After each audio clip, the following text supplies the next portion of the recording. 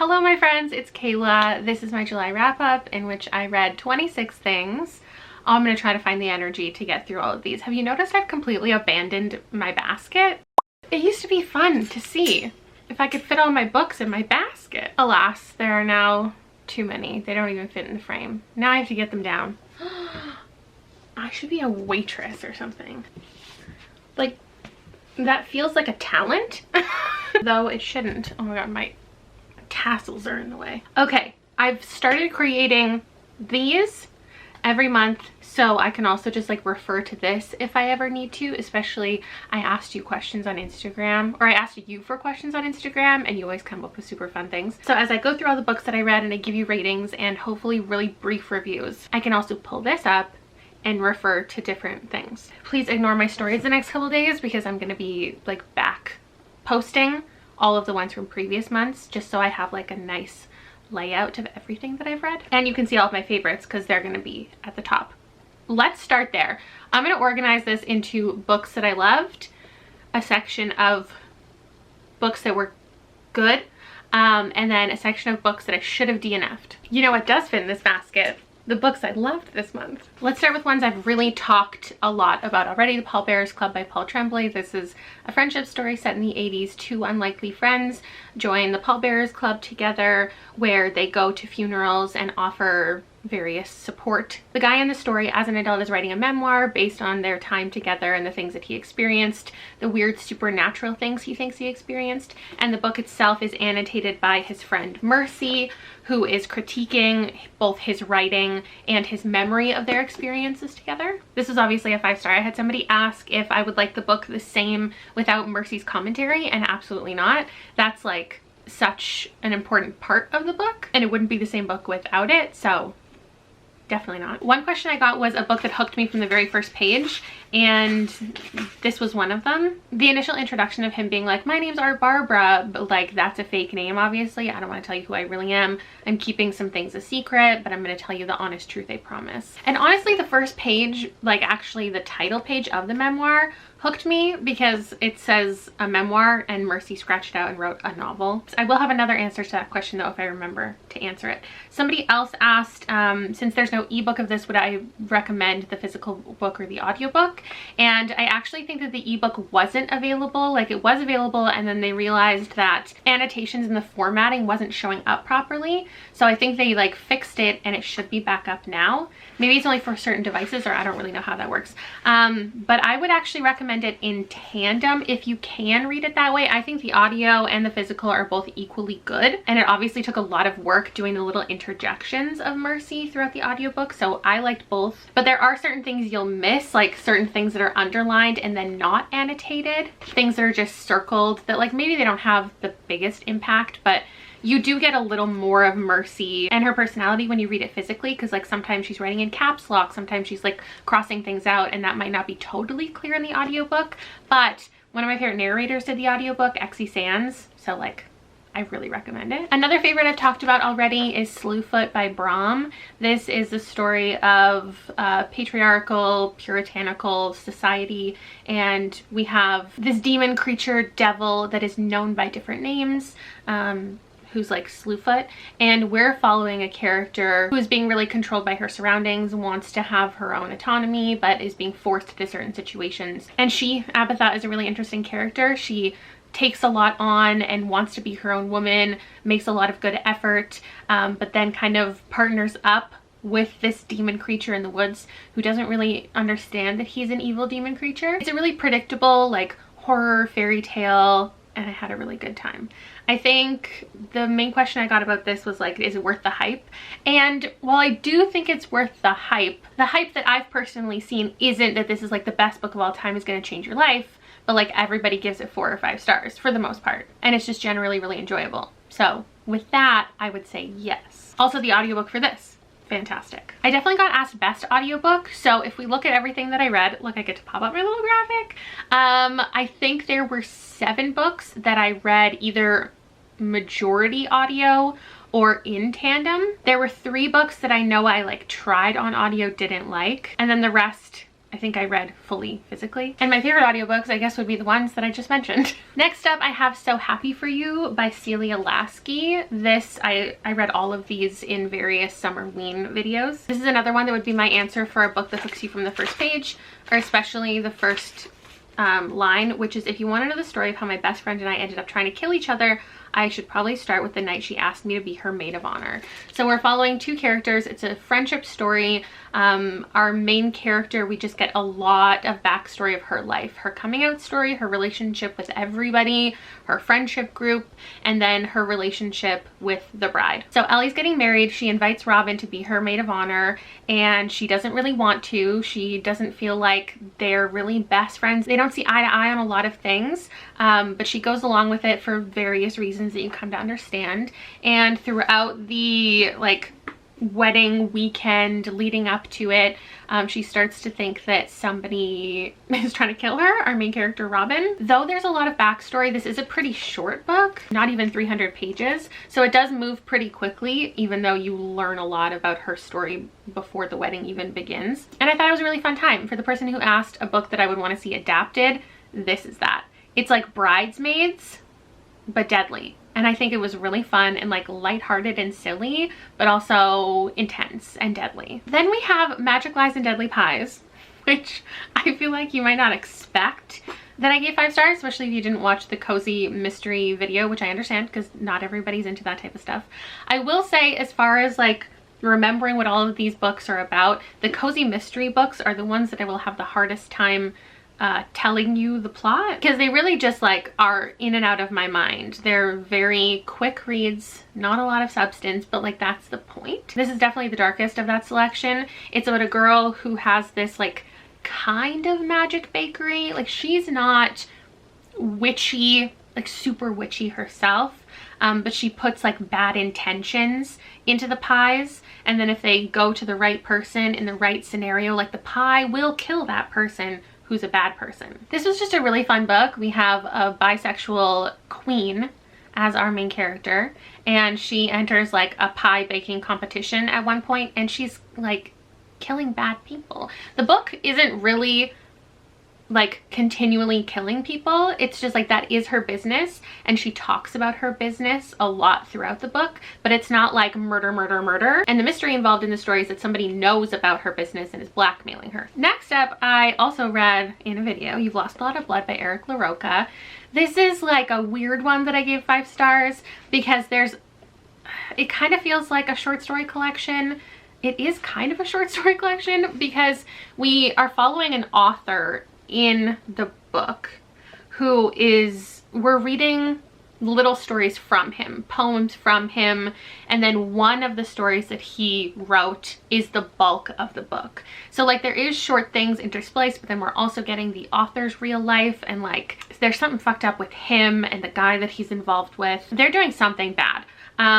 And I didn't love all of that other stuff, but the story within the story that takes up the most space is so good, and one of my favorite short stories I've ever read, that I have to just give this 5 stars. And the story in there is about a brother and sister who go to stay in this weird house, and they're gonna, well, she's older, he's a younger human.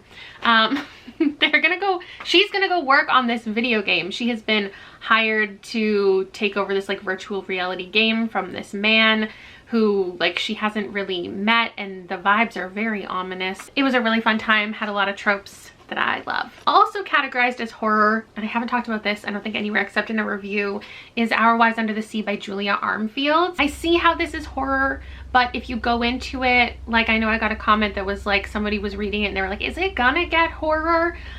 I would say not really. It does get a little bit weird, I guess, but it's more about the dynamics of this marriage. So we have one woman who stayed at home while her wife went in this submarine into the depths of the ocean on a mission, and the mission didn't go exactly as planned. Certain things happened, the mission got extended, and now she's back, and something is clearly off. Something happened. And we do get little flashbacks to the mission and the claustrophobia of being underwater and the toll that it took on this small crew. It's really slow, it's really odd. I don't think it's gonna work for everyone, but I loved it so much. And like, maybe that had to do with the fact that I read it on a boat on the ocean, and I was sleeping in this tiny little room, partially underwater. The boat had a leak. We were supposed to stay on this one boat, and then that boat got crashed into, and so they put us on another boat that wasn't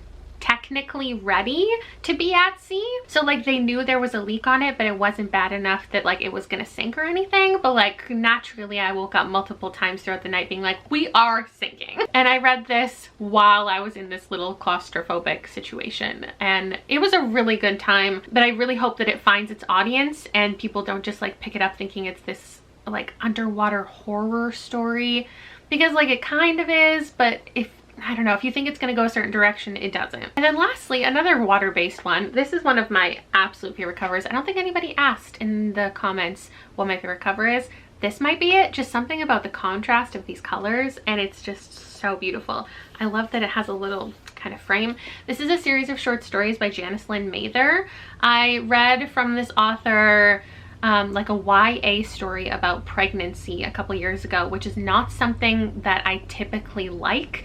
And the fact that she made me enjoy that gave me a lot of faith in just her as an author. And then I was super surprised to find out that some of this is set in Canada. The author lives in Canada, like near me, near Vancouver, and she's from the Bahamas, and all of these stories, or the majority of these stories, are set in the Bahamas. They're super short. I think there's 18. Some of them are literally 3 pages and some of them are longer, and they all, almost all, feel like the first 3 chapters of a novel.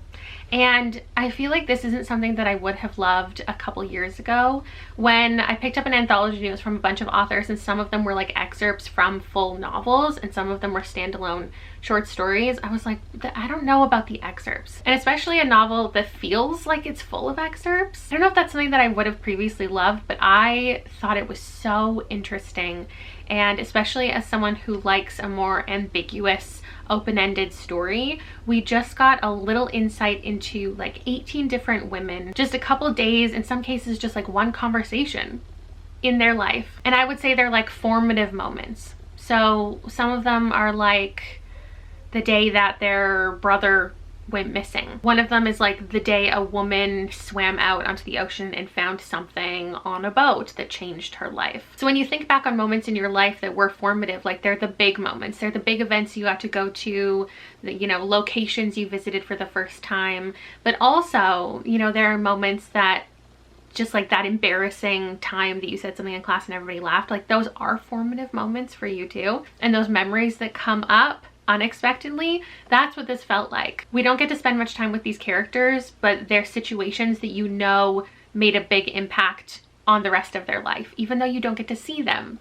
throughout the rest of their life. Most of them are pretty difficult situations, moments where you're scared, angry, taken advantage of, your innocence has been taken away, traumatic things are happening, but also I feel like there's this hope with a lot of the stories and the future that you know that these women could build for themselves. I thought it was really solid, and I was gonna say I recommend, but I feel like actually my entire stack of favorites besides Slewfoot, which I feel like has mass appeal, these I would hesitate to recommend broadly to everyone. I feel like they have more of a niche audience and you need to go in with like certain expectations of what they are. Meanwhile, moving on to a bunch of 4 stars or maybe like 3.5s, these I feel like I would more broadly recommend easily. First up, Wild as the Witch by Rachel Griffin. I gave this, if I was being really specific, 3.75 stars. This is absolutely beautiful.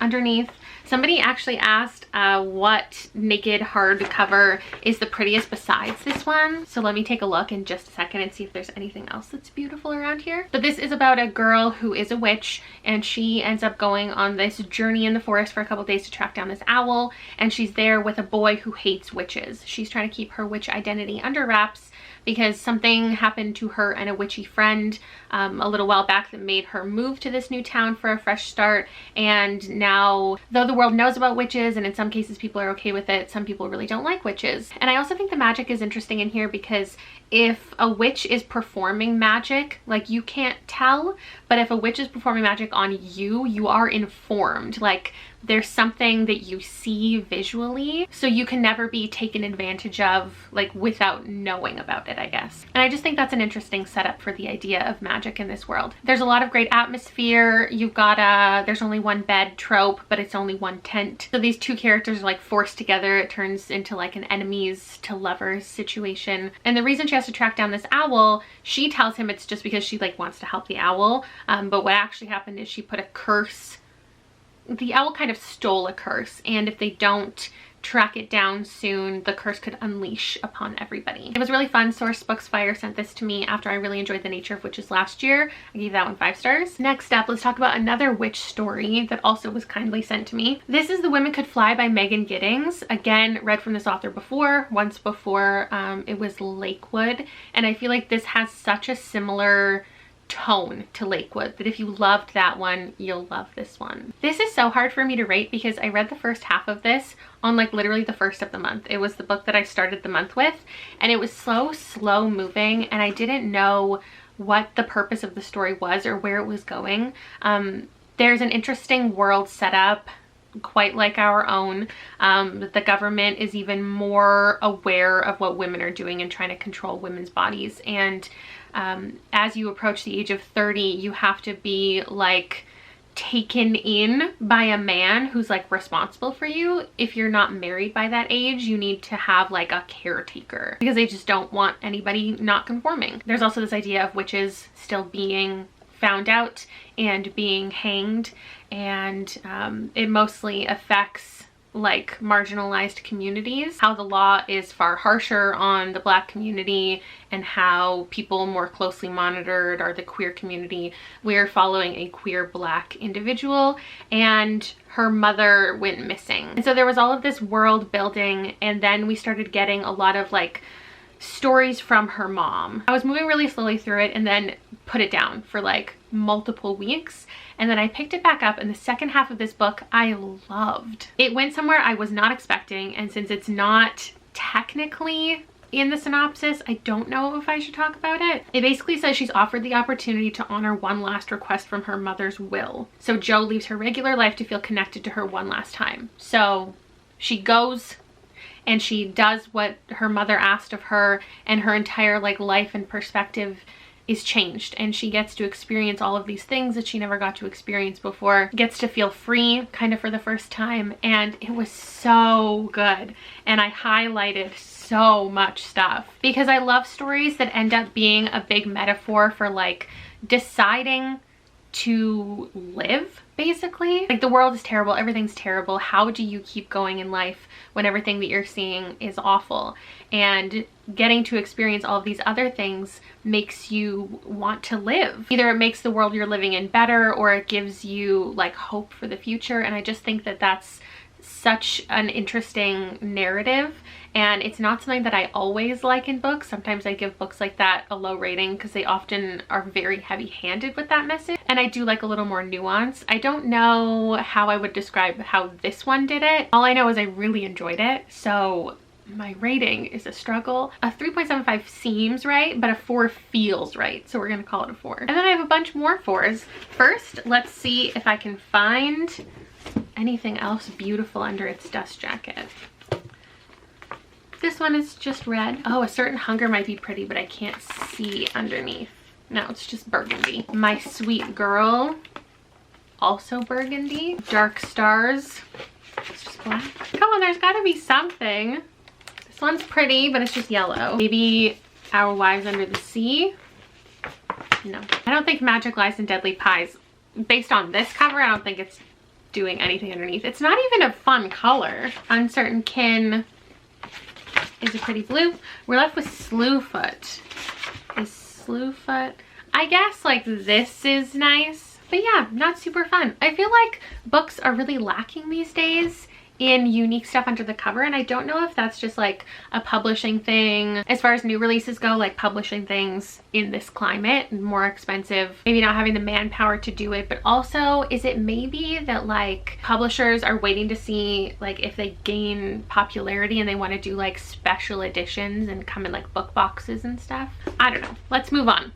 Fish Swimming in Dappled Sunlight by Riku Onda is a recent translation, and this is a really interesting, super slow one night story of two characters who've been in a relationship, are just ending their relationship because something happened. You don't know totally what happened, and you also don't know what happened to them a couple like months ago when they were out in the woods together and there was a tragedy and somebody died, but you don't know how it happened, who's responsible, if there's someone responsible. But each of them spend this one last night together in their apartment trying to get the other to confess to the murder that they think occurred. It's set in Tokyo, mostly just in their apartment, but then you also get these flashbacks to their time out in the woods. Beautiful atmospheric scenes. It was a super interesting psychological book that I would recommend, especially for fans of like confessions that we read recently for the book club. Then another 4-star is The Last to Vanish by Megan Miranda, also kindly sent to me by the publisher.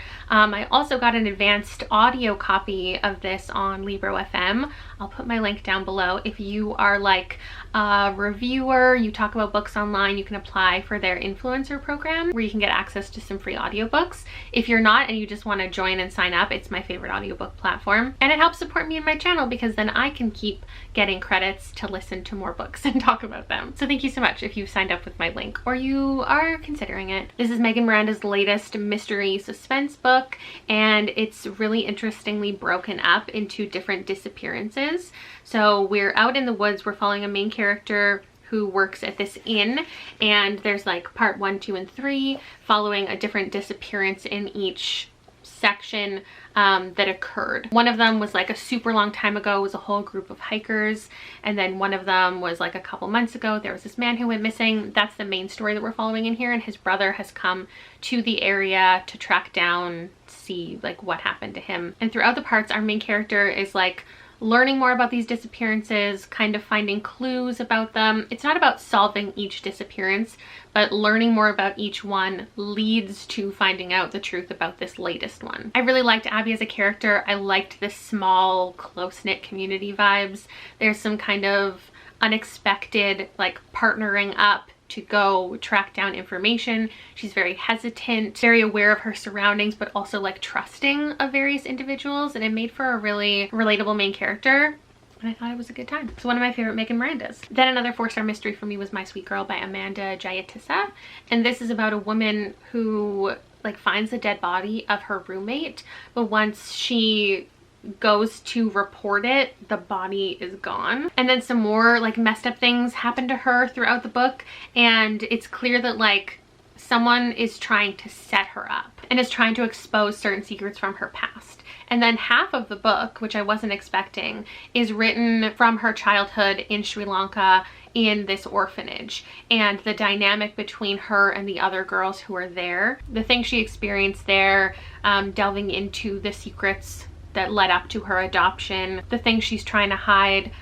It was all super interesting. There's also a lot of interesting commentary about like the adoption system, the prejudices involved. And though there was some things I didn't like about certain twists, there was other reveals that I loved. And I'm just very interested in this author and the types of stories that she's going to tell in the future. Very much enjoyed that. Were there any questions about that stack? Oh, somebody asked if I were to put a bunny on one of these covers, which one it would be. And I think maybe it would be Wild as the Witch. Like if we had some other like forest dwelling creatures on here, that would be cute. Maybe you could have also put a bunny on Slewfoot, like instead of holding this thing, she could have been holding a bunny. But the most easy to integrate a bunny on would probably be Juniper and Thorn, because there are different like, maybe not creatures, but like vines and flora and fauna where you could have put some different creatures. Then we go to Crossroads by Laurel Hightower, which I highly recommend because this is just a really kind of familiar story, but it's super well written. So it's about a woman whose son tragically dies in a car accident, and she goes to where the accident happened, and she ends up spilling blood on the ground, and she can see her son's spirit, or she thinks she can see her son's spirit, and it's about how much she would be willing to sacrifice to see him again. This is one of the easiest novellas to recommend. It's the exact story you're kind of expecting, but it also has beautiful writing and has an interesting take on things, and I really liked it. And then we have a short story collection called Dark Stars, which I think I'm giving 3.5. These are all horror stories, and really different horror stories. So there's like straight up vampire stuff, and then there's more like vague folk horror. There's spirits, and there's ghosts, and there's monsters, and there's just real world horror. It's got it all, and the whole like intro to this is kind of about like expanding your horizons into what horror could be. I, as always, was introduced to authors I've never read from before. Throughout my Summerween vlogs, I did touch on every single story and my rating for each individual one, but the major standouts for me were the one by John F.D. Taft, which very much felt like a Stephen King short story. It reminded me of No Exit, where there's like people stranded together at a truck stop, but it gets super weird. And then the vampire story in here, The Familiar's Assistant by Alma Katsu, who I've never read from before, was impeccable. Another question someone asked is the most accurate title, and this entire stack I feel like would fit into that. So this one was 4 stars. It's a deadly inside scoop, and it's about a deadly inside scoop. We have a main character who's going to work in her family's ice cream shop, but one day she finds a dead man out in the snow, and she gets the inside scoop of what happened to him and her family's relationship with him and who hated him and who might be the killer, and she's just like solving this mystery before her family is implicated. It doesn't get too deadly for anyone except that man because it's a cozy mystery, but I had a really good time with it and I highly recommend. The other 2 cozy mysteries I read are A Quiet Life in the Country. Well, this is about like a quiet life in the country, and it's constantly talked about how these 2 women are looking for a quiet life in the country. They've retired, they're living together, and then they find a dead man in the woods, and the men around them don't seem to be taking it very seriously or just want to brush it off and assume what happened, but they want to look more into it. I really enjoyed their dynamic. Other than that, a little bit forgettable. Also Death by Dumpling, because it's literally about death that happened because of a dumpling with an ingredient in it that the person who got it was allergic to, but the restaurant who served it knew that man super well and would have never put that ingredient in the dish. So someone is out to get them, and this family running this restaurant, we get all of their dynamics. Our main character, just like this one, is working for the family business when she doesn't necessarily want to be. Cozy mysteries are often about like a transitional period in a young woman's life. There's a bit of romance in here. Overall, it was a 3. And then I have The Wife Before by Shanora Williams, which is about the wife that came before our main character. So we're following Samira, who is ignoring a lot of red flags about this man and getting into a marriage, moving in with him really quickly, just taken in by his charm, and also because like she doesn't want to work and doesn't really want to do anything, so she's down to just be a part of his world.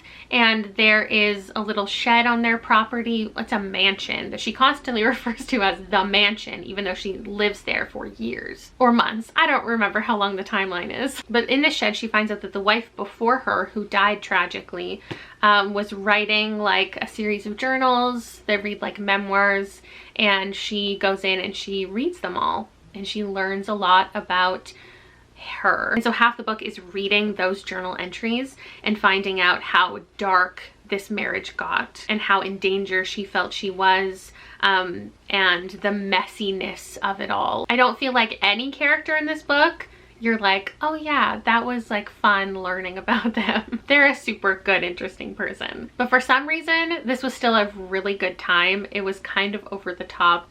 It was a little ridiculous. Overall, I gave this 3.5 stars. I couldn't put it down, but it was like rough to read. Ooh, this would be a good answer to the question of if I could add pink, being my favorite color, onto any of these covers, which one needed a little bit of pink. And none of them stand out to me. Like the ones that have a little bit of pink, I love so much, and I think that they're perfect. A lot of the other ones are kind of like brown and moody and like have a really strong color palette. So I'm thinking of when I would change the entire color of, and I would have to say The Wife Before, just because this doesn't do anything for me. Like, it's flowers, they're really close up. I guess it gives you kind of an ominous vibe, but like this, none of this does anything for me aesthetically. So I don't know if we need to change it completely to just like pink flowers, or if we need to do something else but pink focused.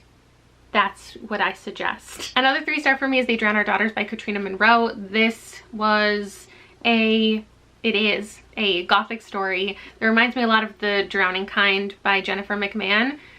3 years from now, ask me the difference between those two books and I won't be able to tell you. The concept really works for me. The idea that there's something in the water both calling to these women and also murdering these women. Like, I just think it's an interesting kind of curse to have to fight against, not knowing if it's real. We're following a generation of this family, and everyone feels differently about the water. Like, for some people, they're so terrified of it. They know that it took their daughter. Maybe no one will believe them. For some of them, it just seems like this silly curse that their great grandma talked about and they don't believe. And we're hearing from a lot of different perspectives throughout the years and all of the family dynamics, them living together, having a fresh start by the ocean, but then, you know, their grandma doesn't want them anywhere near the water. There's some small town weird vibes, taxidermy and mermaids, museums. I think I have to knock this down from a 3 because like I don't remember any of it at this point. All I remember is one scene in the rain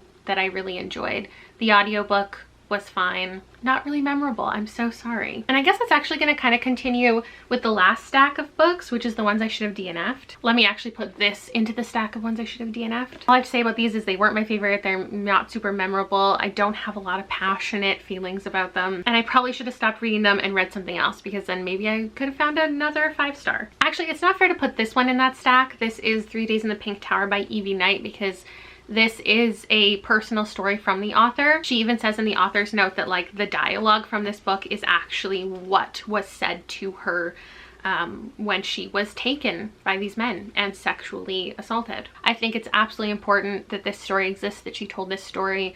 It's incredibly difficult to read. It's just hundreds of pages of very graphic, detailed sexual assault without any type of like metaphorical take on it, which I think I was expecting. Like, just seeing the cover, knowing who published this, understanding that it opened with her like meeting a fortune teller, and that was going to be like what helped her through the experience. It is absolutely horror, because these are just real world horrible people.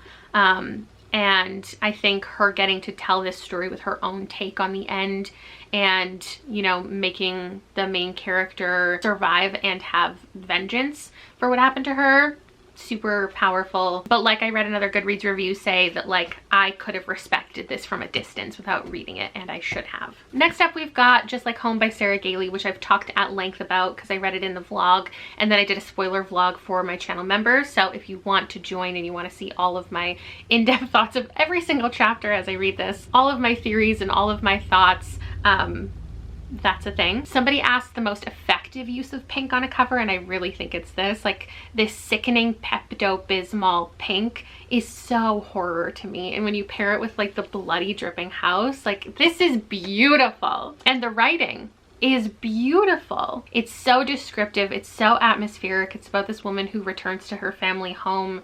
Her father's murdered all these people in the house, and she's now here to kind of clean up the house, clean out the house, witness her mother's death. She's at the end of her life. She's been asked to come say goodbye, and she thinks she's going to inherit the house. But there's another man on the property who has like a weird relationship with the house. Her father is infamous, so people will come and glorify what happened there and just want to be close to it. Meanwhile, she wants to do everything she can to get away from the situation, pretend it never happened. She has memories and hears noises, and it's really just all vibes, and I'm down for all vibes. But when it's all vibes and then it becomes something super weird for the last 10 pages, even if I like that weird thing, I then want it to be that weird thing for longer, and I don't get the satisfying feeling that I'm looking for within this genre. I know I would recommend this to people, I just don't know who. I don't know that it's for like the super weird horror readers, and not that they're weird, but their taste. like the super weird off the beaten path horror. It's not quite that, but then like people who are looking for spooky horror, I don't know that it's that either. It's more of just like suspenseful thriller, but if you're looking for a suspenseful thriller, I don't know that you'll like how weird it gets. So that's a tough one. Then I have A Certain Hunger by Chelsea G. Summers, and this can be summed up with why I finished it because I had the audiobook and it was just playing and I had like nothing else to do that day. I can't explain to you why certain unhinged women books work for me and why some don't. Because I'm here for the idea of following a woman who is just like not in her right mind, but also you feel like good for her and the things that she's doing. And like these types of vibes where you as a reader don't know if what they're talking about is real, and having to follow them for so long when they don't even know if their reality is reality. Like that is so interesting to me. But then sometimes it just really does, it's not for me. And I think maybe it comes down to tone. I don't know if that's a fact. That's just something that I'm saying. Because this book wasn't fun for me. I didn't feel like I was in on the joke. I didn't feel like it was tongue-in-cheek. I didn't feel like it was sassy and sarcastic. You may say that it is, and that's the way that you interpreted it. But to me, it just took itself so seriously. Even though I know that it's supposed to be satirical and that this woman who's like eating her lovers and murdering people with no remorse, I know in my heart the pretentiousness is not to be taken seriously, but I just couldn't, my mind could not get on board with the tone of this. Her in prison and talking about the people she's killed and the food that she ate and the world that she used to live in before she came to prison. The idea of this exploration into her past is interesting, but the reality of it, I just could not be less interested in the story. I know somebody asked for comp titles for this. I don't know if anything in those stacks would do that, but I also got asked if there was a book I would recommend to Finley Donovan, what I would recommend her read. And I think it's this. Or I mean, maybe I'd recommend her the Pie book. Next up, we've got Tell Me I'm Worthless by Alison Rumfitt, which is partially a haunted house story and partially, I don't know, just the realities of this trans woman and her living her life and the things that she encounters and the horrific traumatic things she's experienced. And then we're also following her like friend who is a TERF and the things that she is doing in life and her hatred towards trans women and the traumatic things that she has experienced. A couple years ago, they went with their other friend to a haunted house and they left after what they experienced, and their friend didn't. And now, years later, they're thinking about reuniting and going into the house one last time. There's a lot of societal commentary in here, a lot of like interesting, good messages, but a lot of hate and trauma to wade through in order to get to that message. It's a story I think is worth telling. The horror bits are absolutely horrific. Some of the most horrific things I've ever read. Kind of wish I hadn't and had respected that from afar. I gave it 3 stars overall. The next one I gave, I think we'll call it a 2.75. This is Juniper and Thorn by Ava Reed, and it's about sister witches and their father who kind of exploits them and the society that they live in and the way that he's chosen to raise his family and the things that he makes them involved with. This would get like a 5-star for the writing itself, the beautiful descriptions, the horrifying descriptions. It's like a horror fairy tale. A 5 for the message, like the message is clear in here. I think that it's saying a lot of really important things about trauma and survivors, but I want to give it a 0 for plot. I really think that this was not successful in building a coherent plot. And I don't feel like I'm a plot girl a lot of the times, but that's more so with a book that has no plot, doesn't try to have plot. I like that because I'm looking for other things. But when a book tries to have plot and I just don't think was successful in it, I really struggled to get through why we were reading certain things. Like, obviously, because this is in the genre that it's in, there's going to be a lot of processing of trauma, revisiting trauma. There's body horror, there's graphic descriptions on every single page. I started to wonder what the point of a lot of things were, and then there was like a romance in here where like I get the purpose of so many things, and this main character breaking out of the situation she's in, falling in love for the first time, but like that romance, I hated it. I hated how fast it happened. I hated beyond what it did for her, just like I don't think it was plotted well. I don't think this book was paced well, but I do understand that this is an unpopular opinion, so I kind of just want to stop talking about it. I think the number one person I would recommend this to is someone who has read solely YA, like magical sister books that I've talked about before on my channel. And this is their like first time reading adult in this vibe, because it gave me that feeling of like when I was watching horror movies at like too young of an age, where looking back on them now, I'm like, are they my favorites and were they good? Or was it just the shock value and the unexpected lewd nature of it and witnessing these traumatic things that made me feel so deeply, like for the first time, like feeling so terrible for these characters and having this like visceral, painful reaction to it? Was it just because it was, I had never witnessed anything like that before? This is how I feel when I look back on when I watched The Butterfly Effect. That movie had such an impact on me, and I always associated it with like, that was a good movie. And I've tried rewatching it as an adult and it's completely unwatchable, both with like how not actually good it is in a lot of ways outside of like the message that it's trying to give, and how just like violent and traumatic filled it is, and like sexually explicit abuse of children. And like, hello. Seeing characters processing trauma is something that I pick up a lot of books for, and they all handle it so differently and write it so differently, and it's always an important story to be told. I'm just not always gonna enjoy the way that we get there. And then two of my lowest rated books of the month are The Survival of Molly Southbourne, which I have like nothing to say about this. I think I said when I read the initial Molly Southbourne book that this could have been a standalone, maybe should have been a standalone. I stand by that now, and I wish that I hadn't continued. It's a story about clones, and it's interesting. The first book about like blood and having to fight off versions of yourself.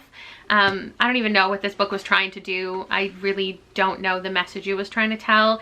It ended up being about other like weird body image things. It was just strange.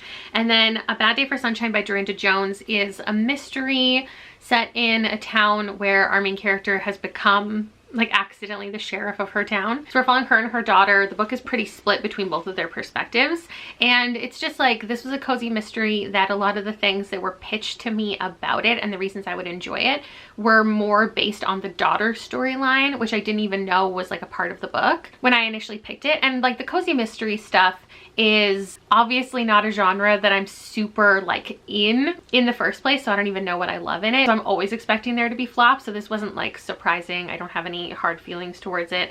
I don't really remember a lot of it. I think that the mystery itself and how it got solved I didn't actually even like, because there's a kidnap mystery, but also the main character Sunshine herself was kidnapped as a child, and like every single character in this book has been kidnapped at one time or another, or 3 separate times, which is fine because it's all like a little silly and over the top, but it's also not as like cozy as I was expecting, which was clearly fine for me in some cases. So this was just not the tone that I guess I wanted. Now, can we finish it off with any other questions that I missed? Ooh, somebody asked which of these books I would recommend to Rob, and I really looked and I stared at this list for so long, and I really wanted to come up with one, but I couldn't. However, I thought I would take this opportunity to let you know that Rob is reading Confessions.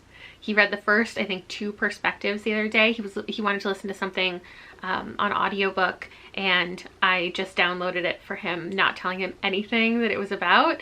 And he got to the end of the first chapter and was like, what the fuck? And then got to the end of the second chapter and he was like, oh my god. So my husband is reading one of our favorites.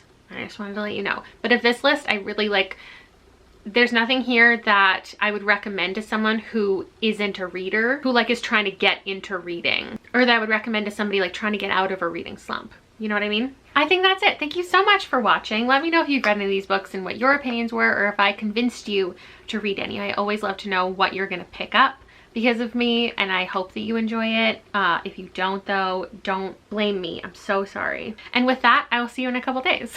Bye.